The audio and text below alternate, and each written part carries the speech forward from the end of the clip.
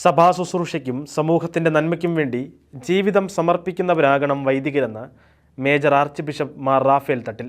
Zero Malabar സഭയിൽ ഈ വർഷം പൗരോഹിത്യം സ്വീകരിക്കാൻ ഒരുങ്ങുന്ന ഡീക്കന്മാരുടെ സംഗമം സഭാ ആസ്ഥാനമായ മൗണ്ട് സെൻറ്റ് തോമസിൽ ഉദ്ഘാടനം ചെയ്യുകയായിരുന്നു അദ്ദേഹം.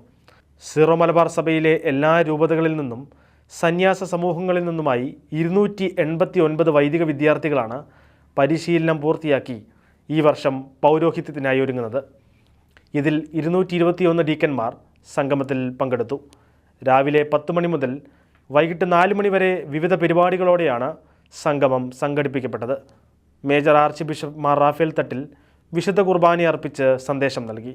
സിറോ മലബാർ കമ്മീഷൻ ഫോർ ക്ലർജിയുടെ chairman Mar Tony Neelankavil, curia bishop Mar Sebastian Vaniyapurackal എന്നിവർ സത്യാനന്തര കാലഘട്ടത്തിലെ പൗരോഹിത്യ ശുശ്രൂഷയിലെ വെല്ലുവിളികളുടെ വിവിധ തലങ്ങളെക്കുറിച്ച് ഡീക്കന്മാരുമായി സംവദിച്ചു.